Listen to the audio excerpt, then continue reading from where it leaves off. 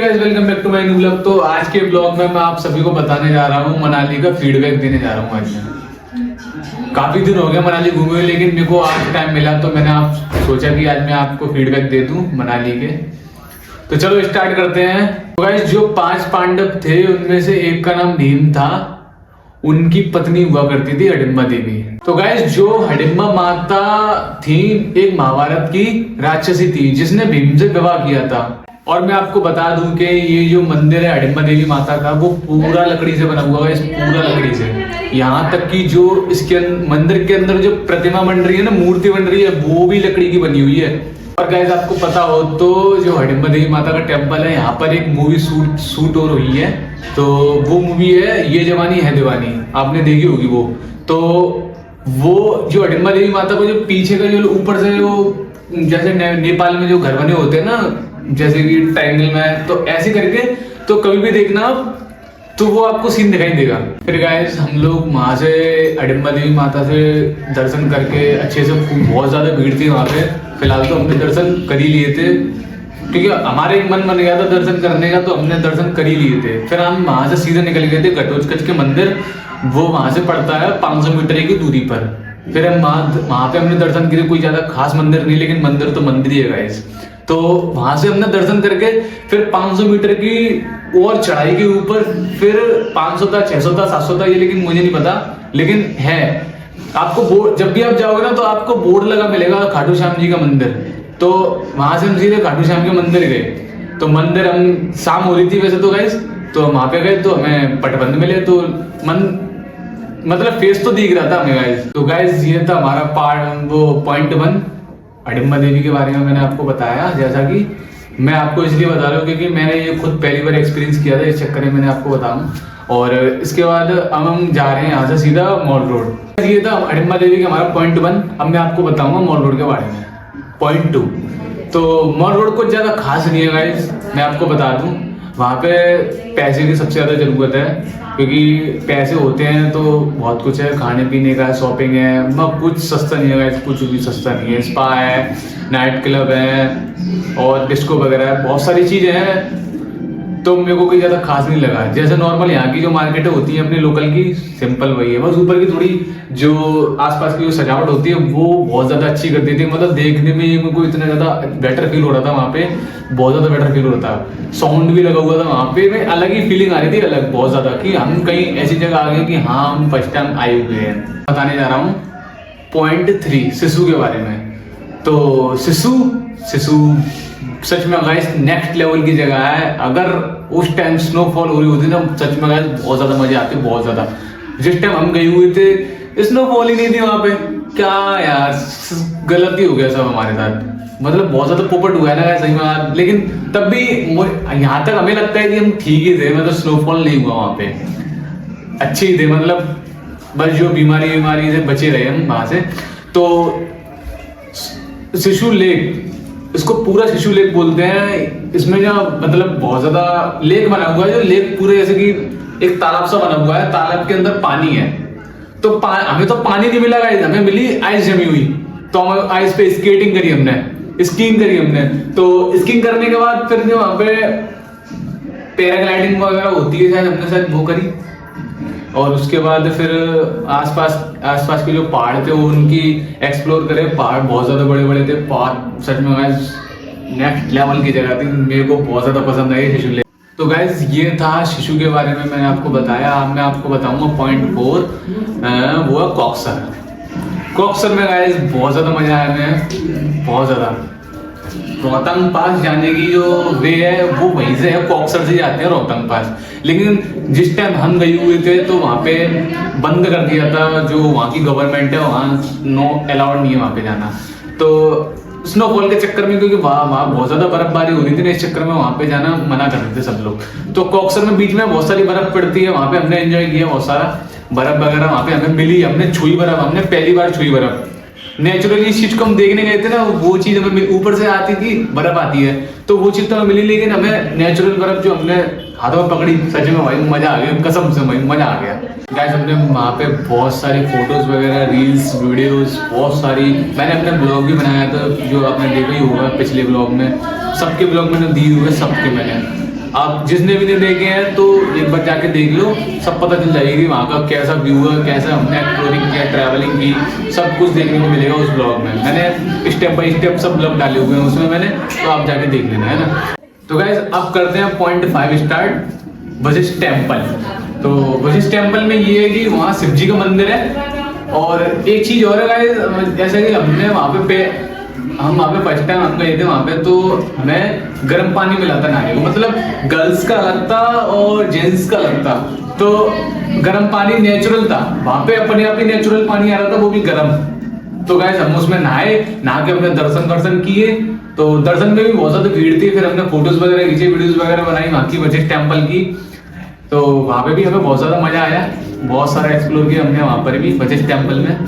तो गाइस अब स्टार्ट करते हैं पॉइंट 6, अंजनी महादेव के बारे में। तो अंजनी महादेव, लव इट, मस्त मजा आ गया सच में। अंजनी महादेव के बारे में मैं आपको क्या बताऊं, वहाँ का जो ट्रैक है इतना फेवरेट है, इतना फेवरेट रहा हमारा, इतना फेवरेट रहा, मैं आपको क्या ही बताऊं इस ट्रैक के बारे में।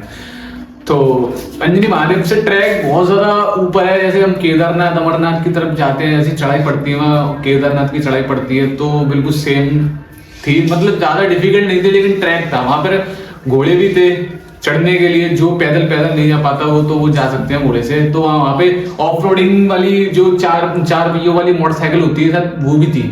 तो हम लोग तो वहाँ पैदल गए थे, क्योंकि हमें ट्रैक करने में जितना हमें हॉर्स से और ऑफ रोडिंग वाली बाइक से उससे कोई मजा नहीं आता, इससे हमें ट्रैकिंग का पैदल करने मजा आते हैं। तो फिर हम पहुंच गए वहाँ पे, पहुंच के हमें जो हमने जैसे शूज उतारे, वहाँ सब जगह यहाँ तक कि जो वहाँ की सीढ़ियाँ थी ना, वहां भी बर्फ जमी हुई थी, टोटली पूरे बर्फ ही बर्फ। मजा आ गया ना सच में गाइस। हमने जूते उतारे, जमीन जैसे हमने पैर रखे तो अपने आप पानी निकलने लग गया, धरती में से पानी निकलने लग गया। कहने का मतलब मेरा, जैसे पूरी धरती पे बर्फ जमी हुई थी, वही वहां पे रखेंगे तो एकदम से पिघलन होगी ना, तो इस चक्कर में तो पानी निकलने लग गया वहां से। फिर हम ऊपर गए, भाई माँ कसम सच में इतना मजा आ गया ना, वहां का जो व्यू था, मजा आ गया सच में। तो वहां का व्यू की जैसा चल, जैसे जो वाटरफॉल होता है ना, नीचे शिवलिंग बनी हुई है, ऊपर से वाटरफॉल है। तो मनाली में तो आपको पता है स्नोफॉल के अलावा कोई मजा ही नहीं है। तो वहां से जो ऊपर से बर्फ पड़ती है, वो नीचे अपने आप ही ऑटोमेटिक शिवलिंग बनती चलती है गाइस। वहां पर जो पहाड़ वगैरह होते हैं, पहाड़ पे जो बर्फ जमी हुई थी, हमने वहां से बर्फ भी तोड़ी, काफी इतनी बड़ी थी, इतनी बड़ी बर्फ लेके आए थे गाइस, मतलब लंबी थी, तलवार टाइप की थी। मजा आ गया सच में गाइस। वहाँ पे हमने वीडियोस वगैरह, फोटोज वगैरह, और एक और पता है, हम वहां से जब रिटर्न आ रहे थे तो एक शूट हो रही थी वहां पर, मतलब वेब सीरीज एक शूट हो रही थी। तो मुझे पता चल गया गाइस, बेस्ट लोकेशन ना यही है, मनाली है, क्योंकि जो पहाड़ है ना, तो शूटिंग बड़ी कर रही होती है इसमें। तो गाइस हमने बहुत ज़्यादा अच्छी तरीके से हमने वहाँ पे अंजनी महादेव के दर्शन भी कर लिए थे, फोटोज वगैरह मस्त खींचे रखे थे। तो फिर हम वापसी आ गए थे वहाँ से। तो रास्ते में हमने सोचा कि चलो राफ्टिंग ही कर लें। राफ्टिंग में एकदम से प्लान बन गया भाई। मेरा तो मन ही नहीं कर रहा था, जो हमारे ग्रुप था, ग्रुप में बस 2-3 लड़के बोले कर ले, क्या है पहली बारी करना है। तो हमने वहाँ पे राफ्टिंग की, बहुत ज़्यादा ठंड, माइनस में पानी था गाइस, माइनस में भाई, पानी में हाथ डालते हाथ सुन्न पूरा। तो हमने बस राफ्टिंग करी, बहुत ज़्यादा मज़ा आ गया, नेक्स्ट लेवल की सही राफ्टिंग थी हमारी। तो अब उसके बाद हम फिर वहाँ से निकल आए थे, हम वहाँ से सीधे निकल गए मणिकरण के लिए गाइस। मणिकरण भी फिर हमने रास्ते में रुक के थोड़ी मैगी भी खाई थी, जैसे राफ्टिंग करने के बाद एकदम से नहा लिए थे ना, तो थोड़ा ऐसा लग रहा कि भूख लग रही बहुत तेज। तो हमने सोचा चलो, मैंने कुछ खाई नहीं, तो हमने मैगी, हम रूम से ही मैगी बना के लेके आए हुए थे पहले से ही।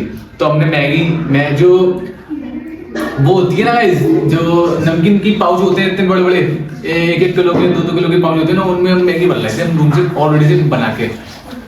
फिर हमने वहां पे खाई, फिर हम मणिकरण के लिए चल दिए थे गाइस। तो गाइस मणिकरण जाते जाते रास्ते में एकदम से, मतलब आधे 1 घंटे गाड़ी चली, तो एकदम से मुझे ना वॉमिटिंग हो गई, क्योंकि थोड़ा सा अजीब सा लग रहा था ना मेरे को, तो इसलिए वॉमिटिंग हो गई मेरे को। तो वॉमिटिंग करके सीधे हम चल दिए थे मणिकरण की तरफ ही। तो हम फिलहाल हम आ चुके थे मणिकरण के। तो मणिकरण में आने के बाद सच में गाइस इतना बेटर फील हो रहा था मुझे, क्योंकि गुरुद्वारा है, और गुरुद्वारा अगर आ जाए तो वो इतना नहीं रह सकता तुम्हारा, क्योंकि I love it, I always all time favourite है गाइस मेरा गुरुद्वारा। तो गुरुद्वारे में हम गए, खाना पीना खाया, मत्था टेका, और बहुत सारे पंजाबड़ी भी मिले हमें तन्ने। तो खाना खाया हमने। खाना खाने के बाद फिर वहाँ पे दीवारों पे लिखा हुआ था गर्म गुफा। तो वहाँ पर भी जैसे मैंने आपको वशिष्ठ टेम्पल में आपको बताया था गर्म पानी, यहाँ भी गाइस नेचुरली था। यहाँ पे पता है वशिष्ठ टेम्पल के अंदर तो एक वो हौदी टाइप की बनी हुई थी, उसमें गर्म पानी चल रहा था। लेकिन वहाँ गाइस सच में सच कुदरत है, मैं ये चीज नहीं कह सकता, लेकिन जहां तक मेरी आंखें जा रही थी तो शायद कुदरती था। कुदरत इसीलिए था गाइस क्योंकि मैं देख रहा था जो पानी नदी में से आता ना वही गर्म निकल रहा गाइस, और सब ठंडा, बस मणिकरण में ही शायद गर्म पानी निकल रहा था, और वहां गर्म पानी खौलता हुआ पानी निकल रहा है। सच में मजा आ गया, एकदम मस्त। हमने फोटो खींचे, वीडियोस वगैरह बनाई। वीडियो बना के फिर हम अंदर मंदिर के अंदर गए। मंदिर के अंदर जैसे वो अंकल बैठे हुए थे, चने और चावल दे रहे थे। इतना ज्यादा बॉयल था वहां का जो खाना था, वो गर्म पानी में पक रहा था गाइस। वहां पे कोई गैस की जरूरत नहीं, कोई चूल्हे की जरूरत नहीं पड़ रही वहां पे गाइस। इतना गर्म पानी था कि खाना अपने आप पक रहा था वहां पे। तो हमने खाना खाया, खाना खा के फिर भैया हमें पता चला कि यहाँ पे कमरे भी मिलते हैं रेंट पे नहीं, मतलब कि फ्री कमरे थे। तो हमने वहाँ पे थोड़े रेस्ट किया, वहाँ पे स्टे किया हमने। तो गाइस ये थे मनाली के हमारा फीडबैक। तो मैंने जिस जगह मैंने मनाली में एक्सप्लोर किया वो मैंने आपको बताया इस ब्लॉग में।